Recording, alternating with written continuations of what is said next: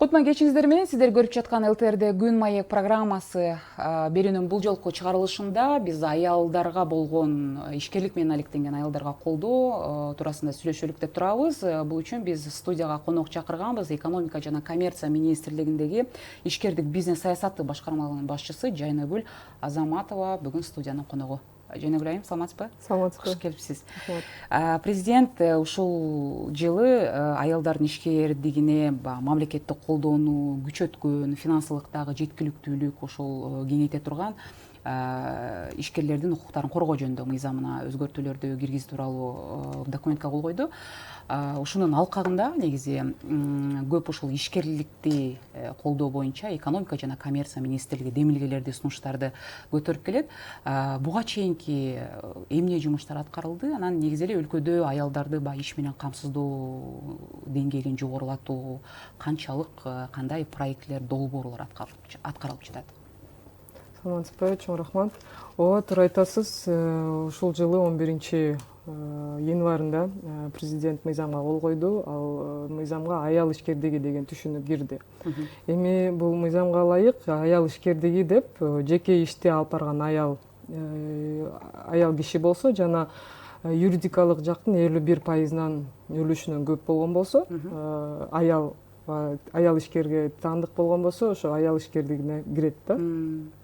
Бул түшүнүктүн мыйзам деңгээлинде киргизүүнүн себеби бул аял ишкерлерди өзүнчө эсепке алып, алардын санын, экономикага кошкон салымын жана кандай муктаждыктары болгон маалыматты чогултууга көмөк берет.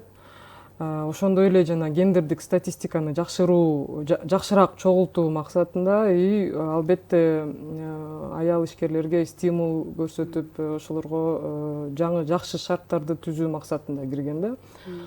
Ал эми 2021 жылдын аягында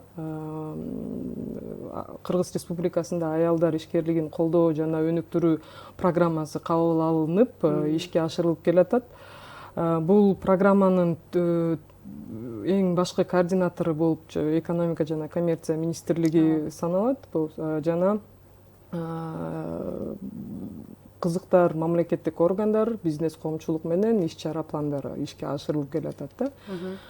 Ушул эле программанын алкагында кеңеш түзүлгөн, аялдарды колдоо жана аял ишкердигин колдоо боюнча кеңеш. Бул кеңештин курамында Кыргыз Республикасынын жогорку кеңешинин депутаттары кирген, мамлекеттик органдардын өкүлдөрү кирген жана ошол эле аял ишкердигинде иштеген аялдар жана бизнес коомчулуктун өкүлдөрү да ушул кеңештин курамына киришет да.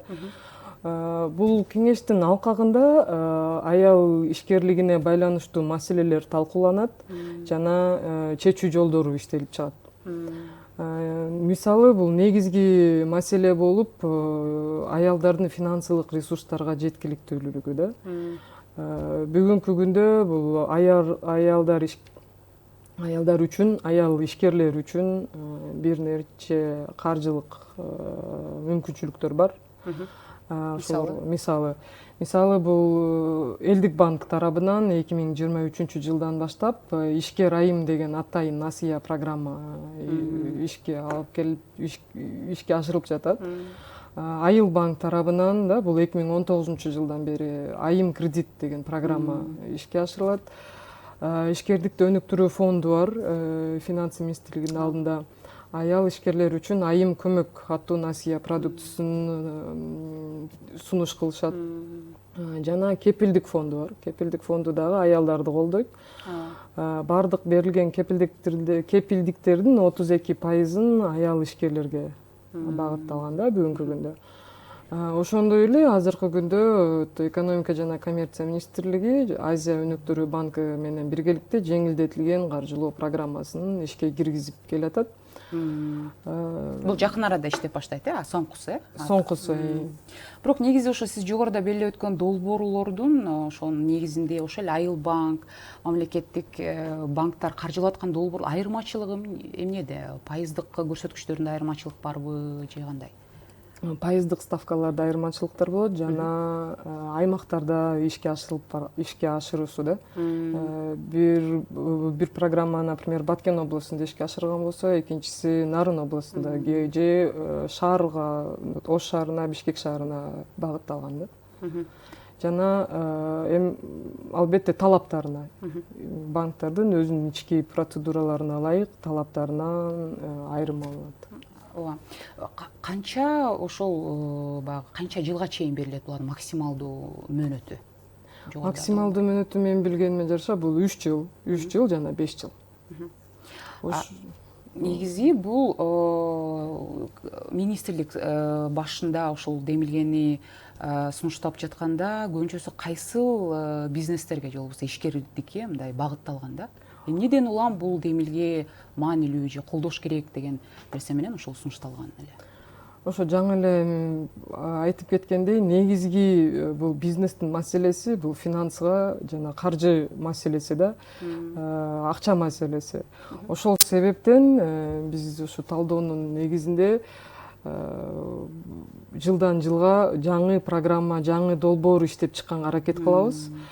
Мисалы, жакында эле долбоор ишке ашырылып башталды. Бул жана аял ишкерлерди насыялоо долбоору да.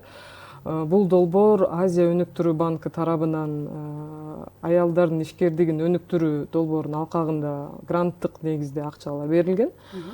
Жалпы эсебинен 45 миллион сом түзөт да.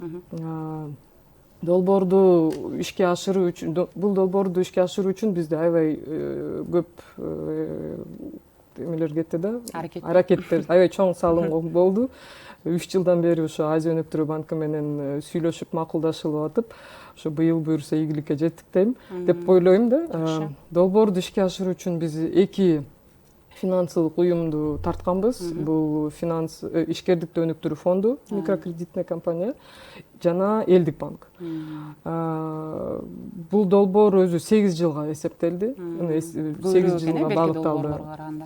Бул долбоордун башка долбоорлорго айырмасы пайыздык ставкасы аз да, 12% менен берилет.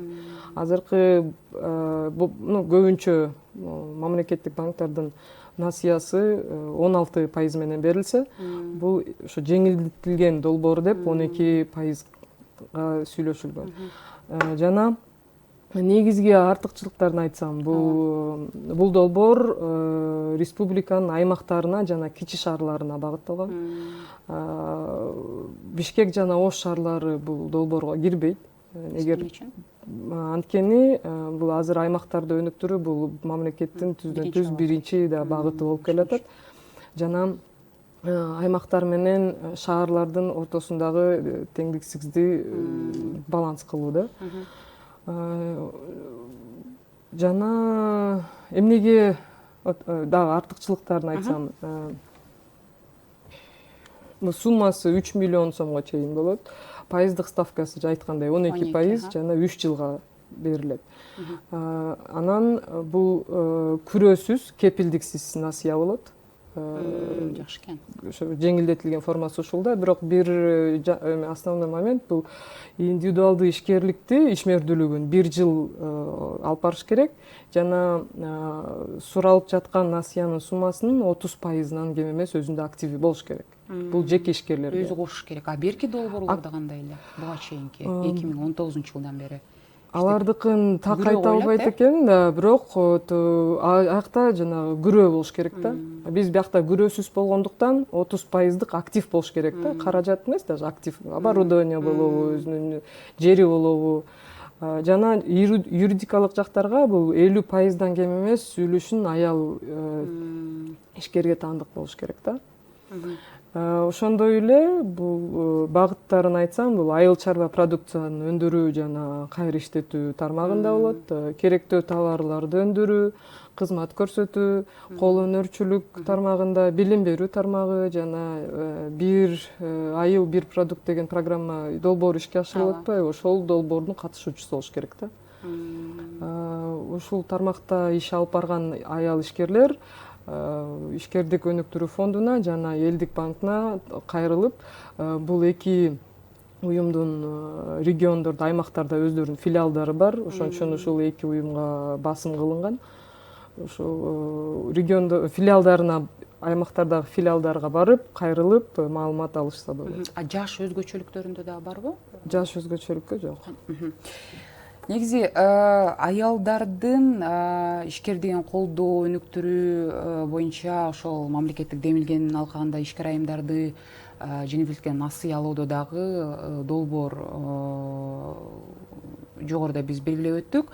Негизи критерийлерге келгенде мен сизден сурайын деп атам да, мисалы айрым азыркы сиз соңку кече жакын деле сиздер жетишилген келишим боюнча жана 8 жылга чейин берилет деп атпайсызбы? Ага чейинкилер ошол негизи аялдарды колдоо боюнча мамлекет ошол ишкерликти колдоого алып жатат дегенден улам кээ бир адамдар түшүнбөй калат экен да. Мисалы ошол бизнести баштайм дегендер дагы кайрылып калган учурлар, ошол боюнча суроолор келип түшүп атат. Мен кайрылсам болобу, кантип алсам болот экен депчи. Буга чейинки долбоорлордо деле ошол критерийинде ошол жазылган да, бизнес же болбосо ошол кичинекей цех болобу же эмне болот, кандай болгон күнүндө иштеп турушу керек. Баарында эле бул талап коюлганбы? Негизи ар бир насыялоо продукт банк тарабынан жана микрокредиттик компаниянын тарабынан өзүнүн продуктусун иштеп чыгышат да. Өздөрүнүн ички жол жоболоруна жана улуттук банктын талаптарына ылайык ушу продуктыларды иштеп, ошондон талаптарды коюшат. Критерийлердин баары өздөрүндө жазылуу болот. Түздөн түз негизги критерийлер бул деген күрөө маселеси, кепилдик маселеси жана жандай ыктыярдуу бизнес план болуш керек, да? Ошол маселелерди жакшы, ошолорго басым кылышат да. Мисалы насыя кайсы мөөнөттүн ичинде кайтарылыш керек, эгер эрте кайтарылса кандай айып болот, ошондой дагы маселелер, кандай жазалар болот, ошонун баары ошол продукттун ичине жазылат. Бул улуттук банктын талаптары да. Мисалы азыр дагы бир чакан жана орто бизнеске жеңилдетүү, мамлекеттик колдоо көрсөтүү максатында жеңилдетилген дагы бир программабыз азыркы күндө ишке ашырылат. Ал ишкердикти өнүктүрүү фонду тарабынан. Ошол жактан эле да. Анткени ал жакта жана сиз айтып аткан ишти жаңы баштаган, мындай айтканда стартап проекттер, ошолорго басым салынган, жасалган жана экспортко багытталган уюмдарга жасым кылынып жатат. Бул дагы буюрса жакында ишке кирет. Негизги талаптарын айтсам, бул насыянын пайыздык ставкасы бул 8% болот. Анткени эмнеге 8 десеңиз, 4%-ын негизи бул 12% дебедикпи бул долбоордо. Чакан жана орто бизнеске 8% дегенибиз 4%-ын мамлекет субсидиялап берет да. 4% госбюджеттен төлөнөт. Мамлекеттик бюджеттен төлөнүп. Ошон үчүн 8% менен насыя берилет 60 айга чейин. Максималдуу суммасы бул 5 миллион сом да. 5 миллион сом болот 2030 жылга чейин. Эгерде насыяны төлөп бүткөн болсо, кайра револьверный фонд кылып, револьвердик принцип менен кайрадан фонд кайрадан акчаларды бере берсе болот, насыя бере берсе болот.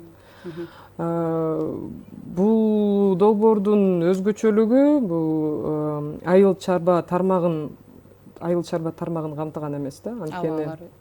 Анткени азыркы учурда өзүнчө мамлекеттик программалар ишке ашырылып атат, аны билсеңиздер керек. Ошолду эске алып, бул долбоор өзгөчө тамак аш, текстиль, химиялык, фармацевтикалык, жана пластик өндүрүү секторуна кайра иштетүү жагына да багытталган. Бирок мен сурайын дегеним, ушул ишкерликти колдоодочу баардык эле айымдар өзүңүз айткандай бизнес планды жазганды биле беришпейт да. Мисалы ушул аймактарга эгерде ошол багыттала турган болсо, айрым бир программаларда биринчи кезекте ошол жактан заявка түшсө, же болбосо кайрылуу болсо, ошолордун баягы бизнестин негизинде бериле турган болсо, аларга кандайдыр бир даярдыктар болобу? Мисалы айрым бир ошол банкка кайрылган же болбосо ушул баары туура келет, бирок айрым бир пункттар боюнча төп келбей калса критерийлергечи, анда кандай колдоо болот? Мисалы окутулабы же? Туура айтасыз, баардык ишкер жаңы өзү ишин баштап атканда бизнес планды да так туура жасай албайт да. Ага да өзүнчө шык керек, өзүнчө деңгээл, окуунун деңгээли болуш керек. Биринчиден биякта эки жолу бар да. Ишкердик фонд, ишкердикти өнүктүрүү фонду. Ошо жана айтып атпаймынбы, региондордо, аймактарда өздөрүнүн филиалдары бар деп. Алар биринчиден ошо бизнес планды жазганга өздөрү көмөк көрсөтөт, жолун көрсөтөт, анан бизнес планды иштеп чыккандан кийин анан каражат берет да. Ошо фондко кайрылганда ошо көмөк алса болот. Же болбосо азыркы учурда ментордук программалар бар. Мисалы вот уксаңыз керек, Accelerate Prosperity деген бар. Ошолордун алкагында алар биринчи окутат, биринчи эмеде бизнести жаңы баштайм же болбосо бизнесим бар, жок өнүктүрө албайтам деген аялдар болобу, бирок басым аялдарга берилген. Же жөнөкөй эле ишкерлер, же жөнөкөй эле адам, же ошол эле окуучу болобу, окууну бүткөн. Ошо Accelerate программасы менен окуп, кантип бизнес планды жазыш керек, кайсы тармакта, кайсы ыкчам менен өнүктүрүш керек, ошонун баарын окутуп туруп, анан вплоть до того, что ошолорду каражатты таап берип, анан чыгарышат да. Ошондой да программалар бар. Бул Accelerate программасы деп аталат. Азыркы күндө деле ошо Instagram баракчаларында деле, соцсеттерде деле ошо активдүү маалымат берип атышат. Ошоктон маалымат алса болот. Же болбосо мисалы Талпынап деген да ментордук программа ишке ашырылып атат. Ал USAID-тин колдоосу менен ишке ашырылып келет. Ал жакта онлайн окуу да, онлайн окуу. Бул сатуу, салык, финансылык башкаруу, кадрларды кантип башкарыш керек, ушундай тармактарда ушундай сыяктуу маанилүү темаларга онлайн окутушат да. Бул программа же сабактар ментор менен чогуу иштеп, жана тажрыйбалуу бизнес тренерлер менен практикалык сессиялар дагы өтөт да. Бирок ошол жана албетте насыялардын баары максаттуу болушу керек. Ошол эле кезде жанагы сиз соңку бир долбоор жөнүндө айттыңыз, баштайм деген адамдарга, көбүнчө ылайык келген жана стартаптарга деп атпайсызбы? Ошондо кайсыл ошол көбүнчөсү ошол бизнес саясатында албетте мамлекет орто, анан чакан бизнеске көбүрөөк көңүл буруп атат, бирок көп учурларда мындай кемчилик кетирген кайсы учурлар болуп калат ишкерлик тарабынан? Критерийлерге төп келбеген, кайсы жагынан жетишпейчи болбосо, же соңку албетте 3-4 жылда ковид оорусунан кийинки мезгилди алалык, абдан уже мындайча айтканда баягы аял ишкер болобу же эркек ишкер болобу, өзүнө өзү иштеп, мисалы да өзүнүн колунан мындай жаралган, өзүн бага турган, бирөөлөрдүн алдында кол алдында иштебеген, эркин бизнес жүгүртүүгө же болбосо башкарууга көп ыктап жатышат да. Бирок өзүңүздөр айткандай жанагындай долбоорлор бар, бирок жана ментор жана башка башкаруу, ошол бизнести башкарууну үйрөткөн, бирок баары тең эле катыша албайт да. Эмне кеңеш берет элеңиз ошол кемчиликтер кетирбеш үчүн? Кайсы бир мейли стартап, кайсы бир бизнести баштоо учурунда деле, мейли аял, мейли эркек ишкер болсун? Катачылык кандай кетирет деген суроо болот да. Бул жакта эми көбүнчө эле мындай жашоону алып келгенде да, жаңы баштайт, кирет, акча табат, бизнес планды жасайт дагы, анан баштап келгенде бул деген меники эмес экен деп таштап салган учурлар болот да, мисалы. Же болбосо жаңы жакшы бизнес проектти жакшылап келатканда эле бизнес пландын кемчиликтеринен, может быть, каржысы жетпей калышы мүмкүн, ошондо дагы бизнеси жүрбөй калышы мүмкүн. Ошондой да эмелер болот да, жагдайлар.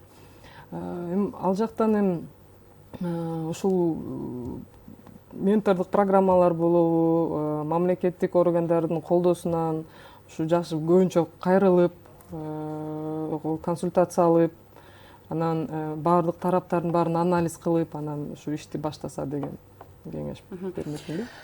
негизи экономика коммерция министрлиги ушул сунуштаган сунуштарынан улам да ушул долбоорлор иштелип чыкты. Албетте аткара турган ошол эле фонд жана башкаларды айтып өттүңүз. Бирок сиздер ушул демилгенин арты менен канча бир пайыз же болбосо да көрсөткүчтөр менен айтканда канча бир адамга сиздер колдоо көрсөтө алдыңыздар ушул демилгенин арты менен, мындай бизнесин чоңойтуп же болбосо ошол эле жөнөкөй сатуучудан мисалы ири бир олуттуу бизнесменге айланган учурлар жөнүндө кабарыңыз бар болсо керек.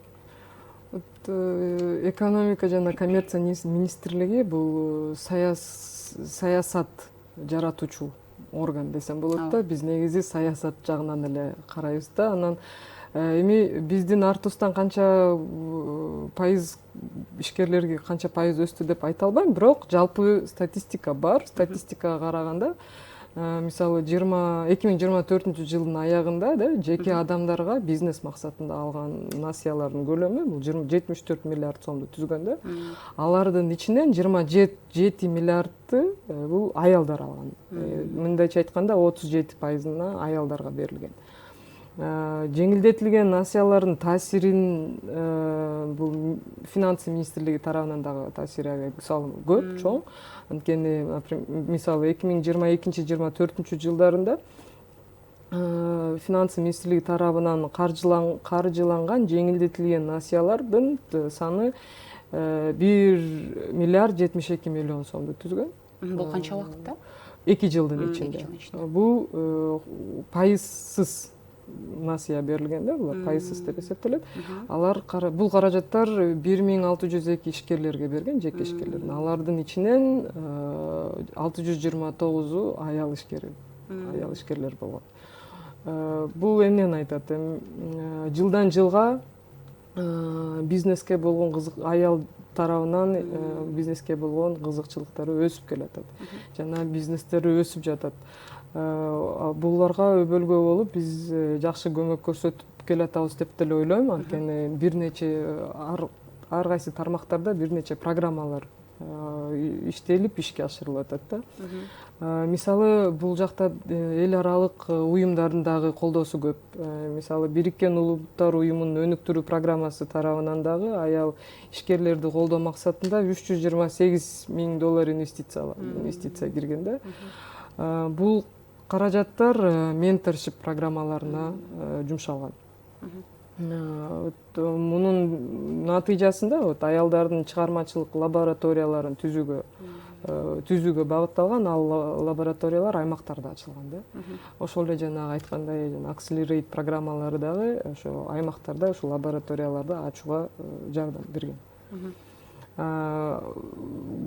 Гарантиялык фонддун салымын дагы айта кетсем, Кыргызстанда аялдардын ишкерлигин өнүктүрүү максатында $356 миллион кепилдик берилген. Каражат багытталган. Ошонун ичинен 1100 кепилдик аялдарга гана берилген да. Бул 40%-ды түзөт жалпысынан алганда. Ошо бул маалыматтарга өздөрү эле айтып турат деп ойлойм. Аялдардын ишкерлигине катышуусун аябай колдоо боюнча чоң иштер жүргүзүлүп, чоң программалар жана каржылоо көрсөтүлүп жатат. Негизи сизден бир суроону сурайын. Негизи аялдарга болгон колдоонун негизги максаты эмнеде? Мисалы биз билебиз эми аял киши коомдогу мисалы бир жалпыланган бир түшүнүк бар да. Аял киши мисалы баланы багат же болбосо үйдө турат же баланын тарбиясы менен алектениши керек деп. Соңку кезде ошо мамлекет тарабынан аялдарга колдоонун түпкү максаты туурасында айтып берсеңиз, эмне үчүн ушул долбоорлорду иштеп чыгууга көбүрөөк көңүл бурулуп жатат? Албетте эми жалпы эле ишкердик боюнча деген долбоорлор бар, эми анын негизинде насыя жана гранттык негизде ошол эле мамлекеттик банктар каржылаган көп эле долбоорлор бар. Бирок аялдарга келгенде эмнеден улам түпкү максаты жөнүндө айтып берсеңиз. Бул биринчиден тең укуктуулукту түзүү деп ойлойм да. Негизи баардык адамдар үчүн тең шарттарды түзүү максатында аялдардын да ишкерлигин колдоо көрсөтүү ушул тараптан келатат. Анткени мүмкүнчүлүктөрдү теңдеш керек. Аял киши болобу, эркек киши болобу бирдей ресурстарга, кызматтарга жетүү камсыз кылуу керек да. Бул дагы түздөн түз биздин министрликтин функцияларына кирет. Вот, мисалы Кыргыз Республикасынын конституциясында дагы бул, например, социалдык адилеттүүлүк деген принцип бекемделген да.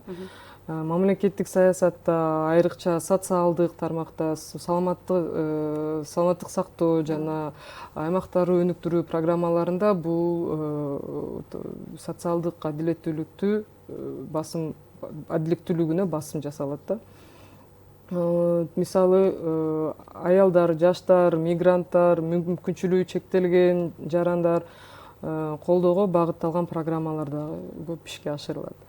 Ошол эле аял ишкерлерин колдоо максатында уксаңыз керек, социалдык контракт деген программа да ишке ашырылып келатат. Бул дагы түздөн түз ушу социалдык адилеттүүлүктү көздөгөн программа. Анткени программа бул борбордук жана шаардык аймактарда салыштырмалуу да аз мүмкүнчүлүгү болгон үй бүлөлөргө бирдей шарт түзүп берүү максатында да. 100 000 сом берилген. 100 000 сом деп, бул былтыр 100 000 сом болчу, быйыл уже 150 000 сом деп ушу министрлик маалыматына ылайык. Ушул суммага чак келген көп эле бизнес ачкандар жөнүндө. Ошо ар кандай программалар ушу эркектер алып барган иш менен аялдар алып барган иштин ортосунда теңчилик болсун деген максатта. Чоң рахмат Жанагүл айым, убактыңызды бөлүп бизге келип бергениңиз үчүн. Экономика жана коммерция министрлигинин ишкерлик бизнес саясаты башкармалыгынын башчысы Жайнагүл Азаматова болду. Биз ишкерлик туурасында сүйлөштүк. Аты жөнүм болсо Айгерим Жанакул. Кайрадан эфир аркылуу амандашканча саламаттаңыздар.